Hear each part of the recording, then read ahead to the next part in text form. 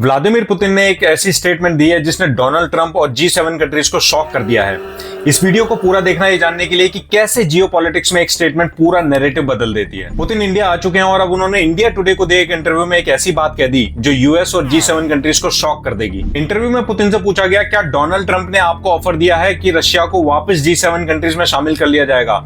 और पुतिन ने कंफर्म किया कि हाँ, ऐसा ऑफर आया था। Do you want to go back to being a part of the G8? Because that's a lot. There are a lot of reports on that. So, is that something that Russia is looking at? For context, G7 दुनिया की top advance economies का group है।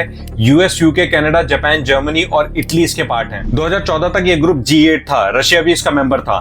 फिर Crimea का annexation हुआ और इसके जवाब में वेस्ट ने रशिया को बाहर कर दिया। बट अब ट्विस्ट सुनो, ट्रंप के ऑफर पर पुतिन ने कहा मुझे G7 में नहीं जाना, उनकी इकोनॉमीज डिक्लाइन कर रही है, इससे बेटर मेरा फोकस इंडिया पर है। ये लाइन सुनकर G7 की लिटरली हवाइयां उड़ गई होंगी। यूरोप और G7 कंट्रीज रशिया को आइसोलेटेड दिखा रहे हैं और पुतिन कह रहे हैं कि I don't need G7 at all, I need India. उन्होंने इंडिया की इकोनॉमी को थर्ड लार्जेस्ट बताया और ये भी ऐड किया कि इंडिया एक राइजिंग मेगा पावर है जिसमें रशिया लॉन्ग टर्म पार्टनरशिप चाहता है। The thing is, India's economy in purchasing power ranks third. दोस्तों, यहाँ पर पुतिन जीडीपी को परचेजिंग पावर पैरिटी में बता रहे हैं जिसमें इंडिया की रैंक थर्ड है और नॉमिनल जीडीपी में we are at number 5। G7 का ग्लोबल जीडीपी में शेयर गिर रहा है और पुतिन ओपनली इस शिफ्ट को हाईलाइट कर रहे हैं। बॉटम लाइन यह है कि पुतिन G8 से ज्यादा इंडिया में इंटरेस्टेड है और इसका जियोपॉलिटिक्स में रिपल इफेक्ट होगा आने वाले टाइम में। पुतिन की स्टेटमेंट पर अपना ओपिनियन कमेंट करके बताओ, शेयर करो वीडियो अपने जियोपॉलिटिक्स वाले दोस्तों के साथ and I will see you in the next video.